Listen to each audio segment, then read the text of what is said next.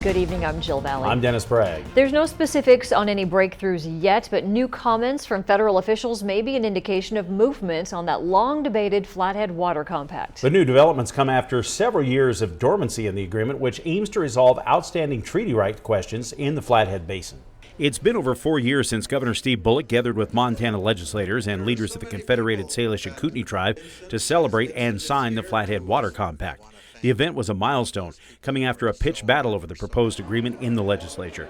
But the compact was signed with optimism that Montana and CSKT had hammered out an agreement that would resolve the decades-old legal questions raised by treaties more than a century before, protecting the tribe's rights to water and wildlife while preserving access to water for farmers, ranchers, and residents. But that was the only one of 3 steps needed for the compact to become effective. And since the signing, the proposed agreement has been bogged down at the federal level. However, there are new indications over the past month that there might be some movement on the D.C. front.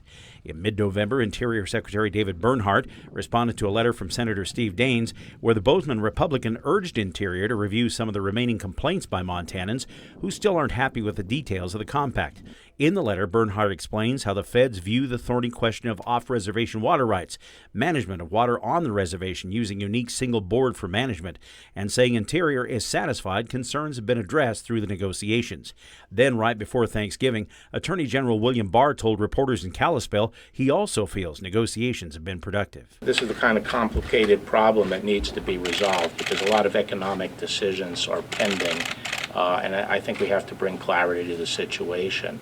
And I also think that these kinds of settlements of these types of complicated problems are best done through this negotiation process, because once you get into litigation, A, it drags out a long period of time with endless appeals, and B, there's a lot of uncertainty and a lot of risk by everyone. People should not assume that they're going to end up with a better deal. And those complications are increasing. The state notes that the tribe has been filing for water rights all across western Montana, more than 2,000 that will have to be adjudicated if the compact doesn't pass.